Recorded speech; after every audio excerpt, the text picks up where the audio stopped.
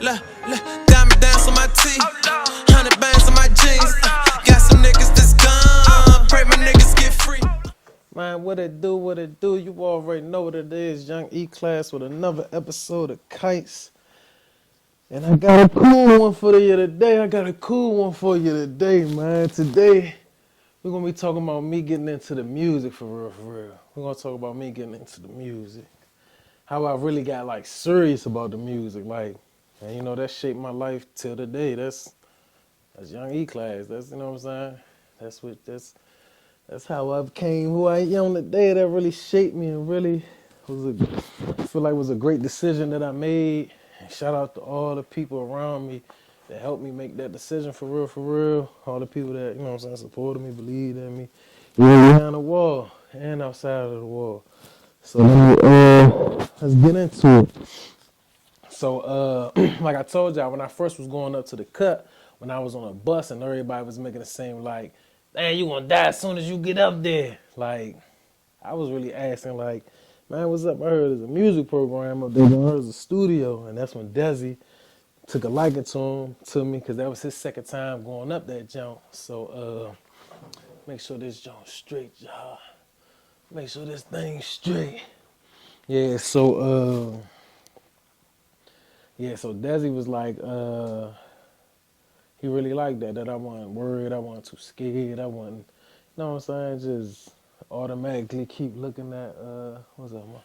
I wouldn't automatically keep looking at the fact that, you know, how violent it was. I ain't show no type of, you know what I'm saying, no type of stand down for real. So boom, we up in there. Y'all caught up to the story. If you're not, please go back and watch all the episodes of Kites, and you'll get caught up to this point right now. So I'm in that joint, I'm cooling, right? I'm doing my thing, running around jail, hustling, jail politics, you know what I'm saying, working out, messing with Juni, messing with Whack. Just running. Every day is an adventure for real. Every day is an adventure, something new happening. You know what I'm saying? Oh, let me tell y'all this too. So the way I ain't cooking there, because we ain't had no microwave on the tip. So we had like ODR contracts. ODR is officer dining room. So ODR contracts, you get sandwich contracts and plates and salads and different things. Whatever they got in the officer dining room, they make it. And like in the officer dining room, whoever working there, they basically could take whatever they got to cook, and they could cook and make whatever they want for real. Like they could like make whatever they want for real, like anything. And you get the contract, you can pay bi-weekly, bi-monthly, or however it be. You can get it with, you get 1 sandwich a day, 3 sandwiches a day, sandwich and salad. Or sometimes they come around, you just be like, what he got? If you extra home, you might buy some extra stuff or buy something for your man or something like that. So that's what we was on for real. And, everything was sweet though. Everything was sweet as far as the food was eating good. And in the kitchen, I ain't saying like prison food not nasty, but they was cooking different in the cut than they was in other prisons. I don't know what was the difference in the kitchen. And this before they changed like all the prison foods too. Like they was cooked, like I remember getting like they was making the pancakes like they was, you know what I'm saying, the chicken was like, you know what I'm saying? So I remember all that. So I'm getting so much caught up in the hustle and bustle of being in prison. And now added on the fact that I'm learning about working on my case so I could try to get home. So you got that in there. You got me working on my case and me hustling. Got a cell phone on the phone all day, all night, chasing, talking to girls. You know, I'm young as I don't know what. So I'm running outside, catching the night yard games. So Rab be like, bruh, when you gonna get up in the studio? When you gonna get in the band room? So, cause I had went up there before and I rapped with like a live band and it was cool. I never did it before. It was cool, but I was used to beats. So I was like, man, I need some beats. So he like, man, they got the beat machine. I was like, damn, they got a beat machine? He like, yeah. So we go up the jump. And we go up there and Mickey up there or whatever. And shout out to Mickey, man. That's my dog. But He started playing some beats, bruh. It sounded like some Super Nintendo Donkey Kong beats. I don't know what it was. So ain't nobody rap. I ain't even rap because I couldn't even really catch the wave of the beat. It was too old for me. It was too old school. So Rabbit was like, Mickey, can I jump on there? You know what I'm saying? Make some beats. So Rabbit was up there messing around with it live while we in there. Put the loop on, the drum pads. Like, so dudes up there like, yeah, yeah. So he let Rabbit take it back. So Rabbit like, young, come up there today, Slim. I got the beats. We going up. So he got all the other rappers. There was a bunch of other rapper dudes in there, like Lil Bones from Homer. I say Lil Bones from Homer, not saying he little or nothing. It's just to separate Whack. That's my man Bone. And then you got Bone from Homer. That's my dog too. But rap like man, Shorty Slim was nice. You had dudes in there, Willie Black. You had dudes in there that really could rap. Man. Montague. You had some dudes in there that could rap. So Pistol, yeah, you already know Pistol. That's who taught me how to write. So we up there, and Rabbit played the beat, Slim. Sounds crazy. These beats, man, you'd have thought he was in a studio on the streets with Dr. Dre for real or something, cause Slim, these beats was crazy. So Rabbit give me that look like, what you gonna do? Cause Rabbit already know how I go. I was rapping down Marlboro, like spitting out the crack of the door, and on the mic talking that, yeah. So I get the mic, I go off. Man, I go off, Slim. I'm talking about I go off, all off the dome too. So everybody was like, hold up, man. The crowd people start coming up in there from the basketball court, cause you could hear it in the gym. You could hear it cause we in the band room, cause they got the big speakers.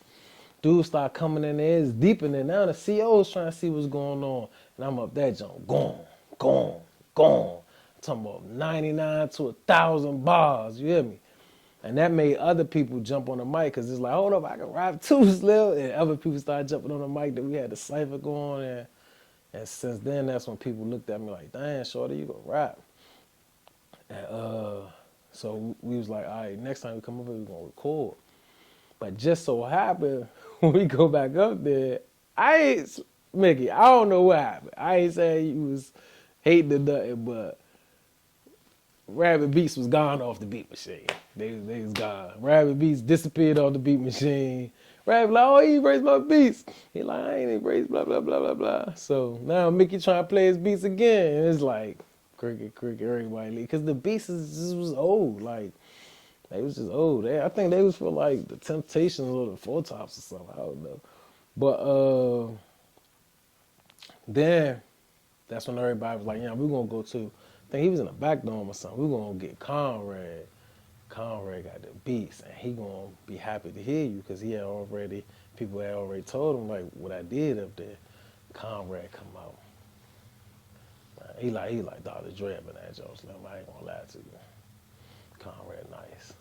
So, I guess the mic, I goes off. So, to everybody else, Bone, Willie Black, everybody else go off. I think Pistol went off that day, too. So, now, like, it's like rap life in the cut now. Now it's like, dudes is like, because everybody used to tell this story about Onion.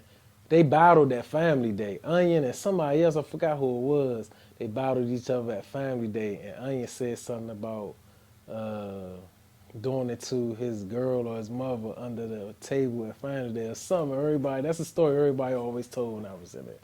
And that was like the last time, from my knowledge, that rap really had the jail interested in people wanting to hear, you know what I'm saying? So when I came in there, I'm so young and I'm talking different. I'm like, everybody used to say I was like Lil Wayne mixed with Tupac. Like, I was talking different.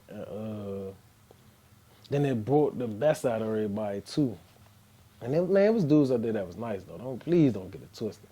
So that's when Pistol really like took me under the wing and was like, man, let me teach you how to write. Cause you keep freestyling, you wasting bars, you're not remembering them, you're not writing them down.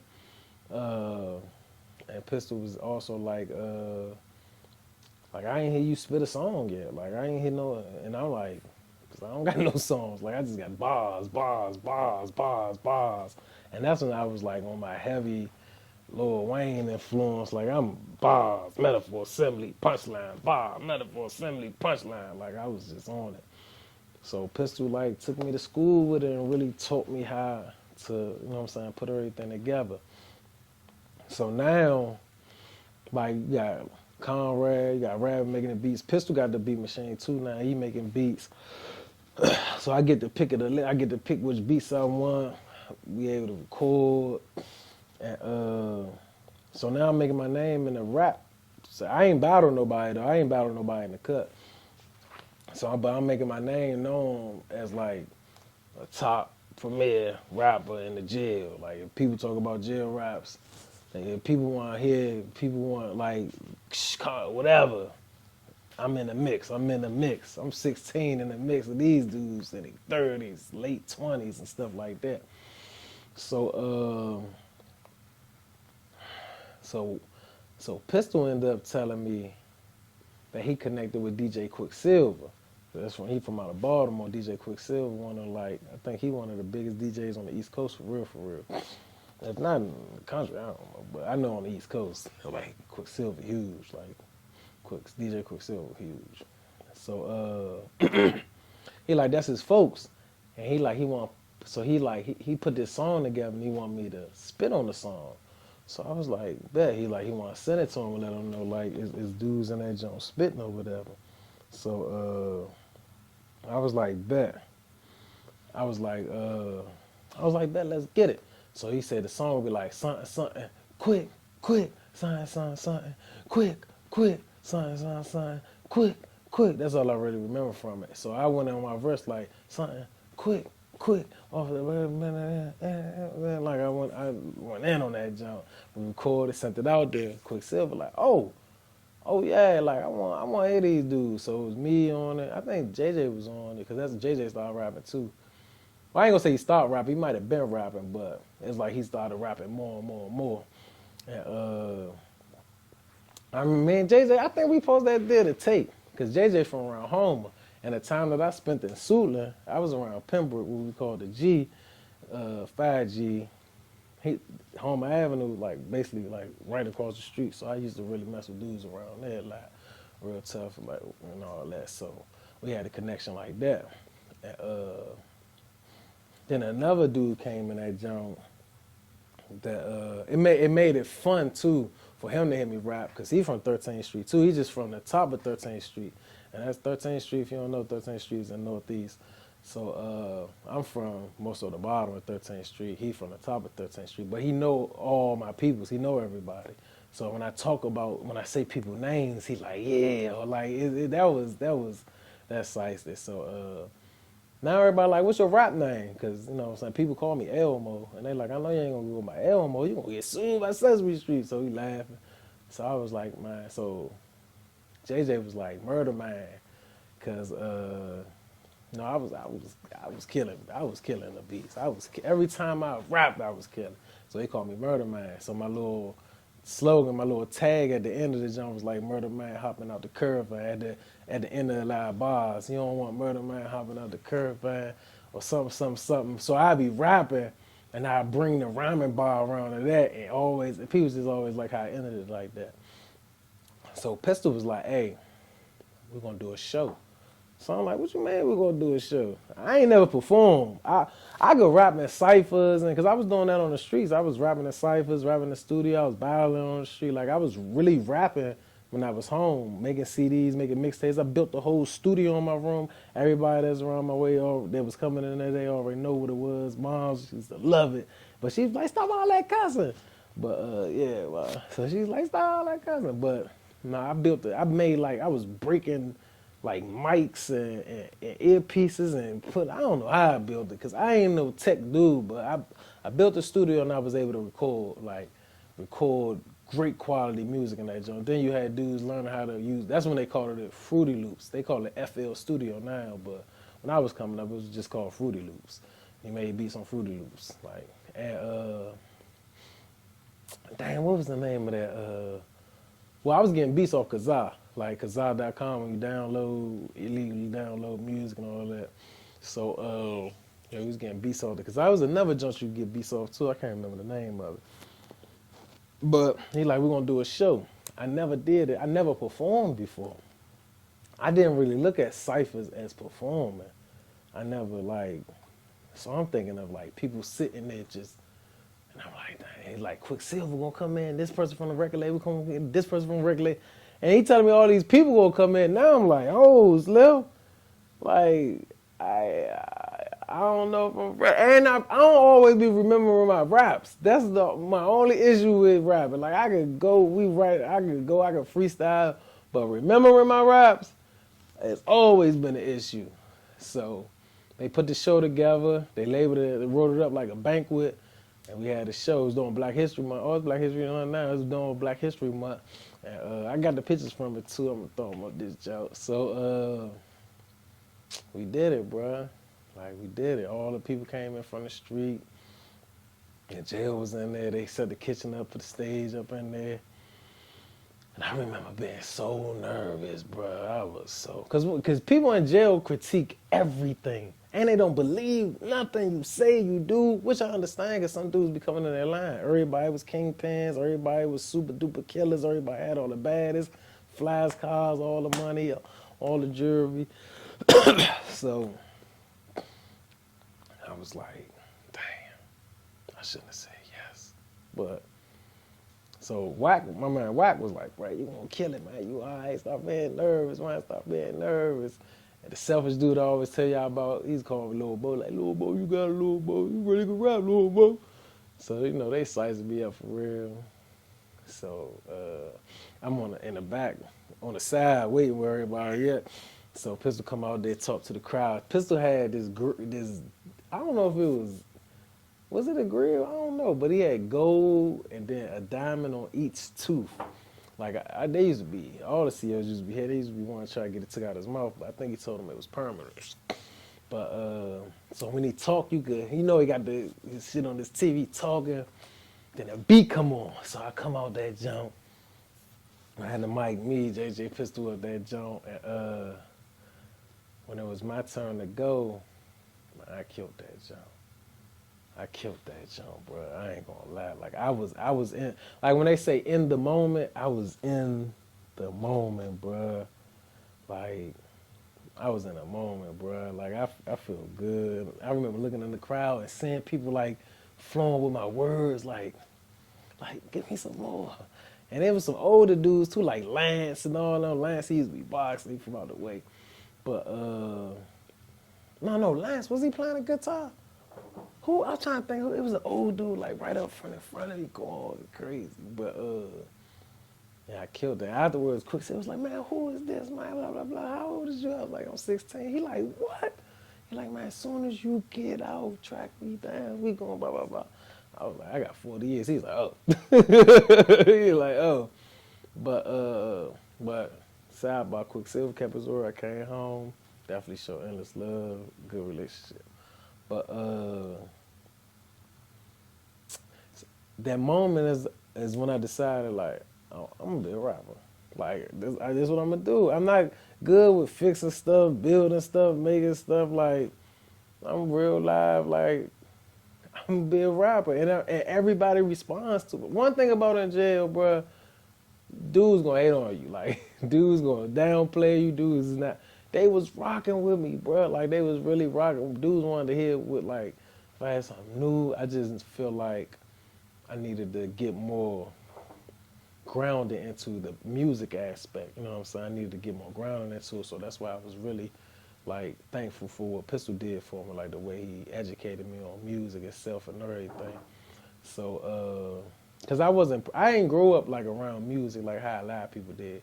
Like I ain't grow up with like my mother or father cleaning up, playing the music. Like I don't know a lot of older music unless I learned it, you know what I'm saying, now. But I ain't grow up around like getting educated on music from like my childhood. And I always felt like I just got robbed of like a great musical ear and hearing like instruments, cause I can't really, like I'm like tone deaf when it comes to certain things. But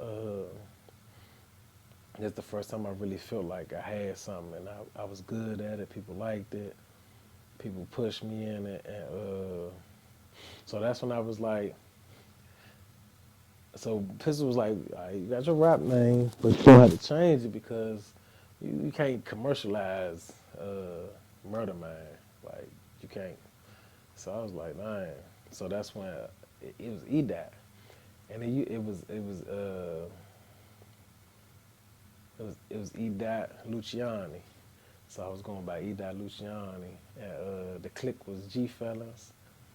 And the label was gonna be Mobbish. So Rabbit drew up the G Fellas logo with a man with the little zoot suit on looking gangster. Rabbit drew all my logos. That's crazy to think about it. And I mailed it out in the streets and told them this what it is. G Fellas Mobbish.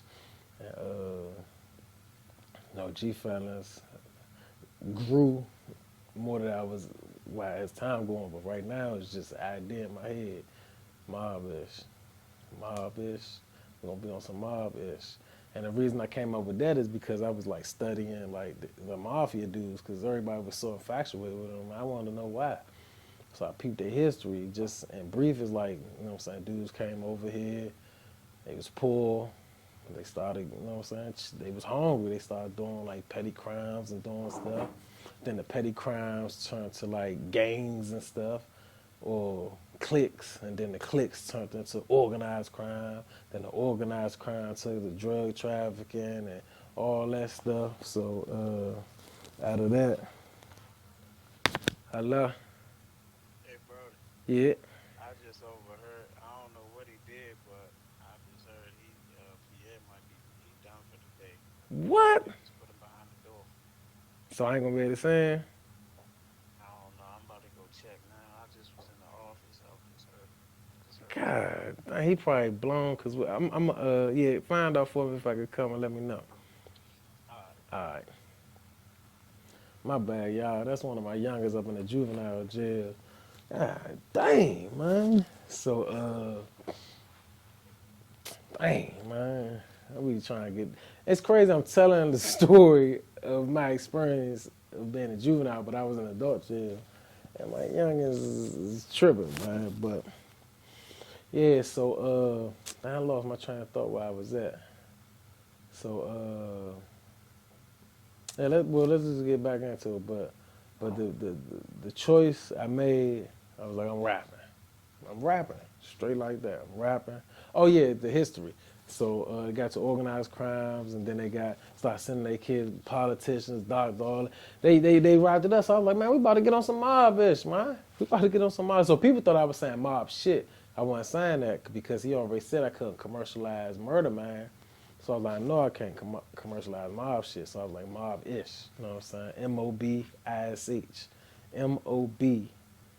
One word, I-S-H. Another word, mob-ish.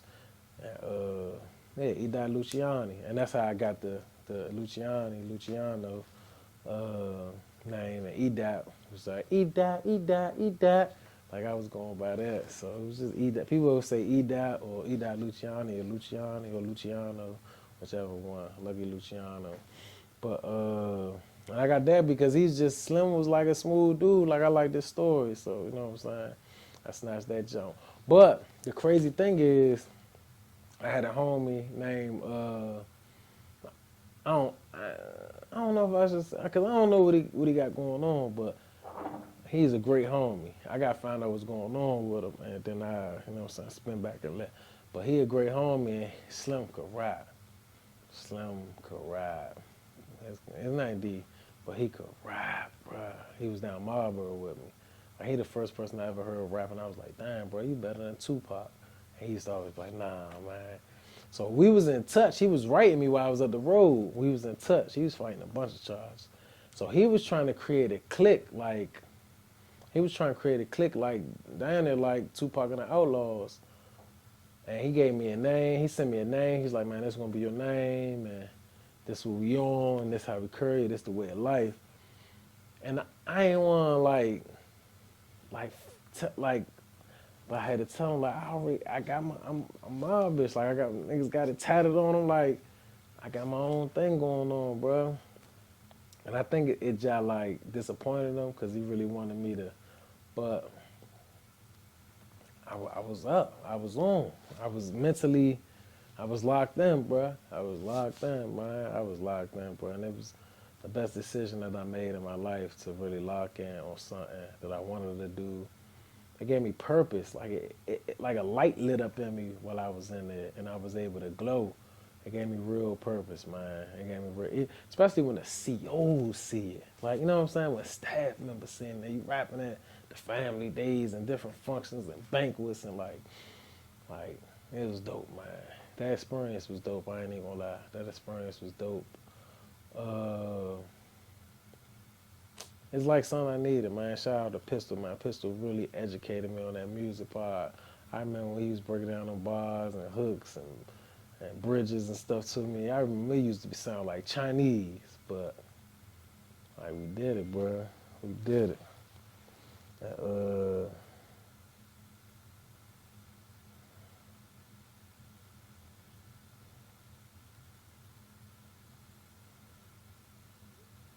yeah, we did it, man. But yeah, that's the end of Kites, man. Let me handle this phone call with one of my youngest, man. And yeah, we on to the next one. You hear me? Mob is Big Mob, Young Eclat.